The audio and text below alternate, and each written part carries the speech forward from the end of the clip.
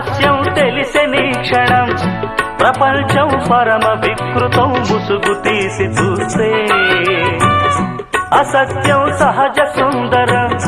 అనంతం దాని వైభవం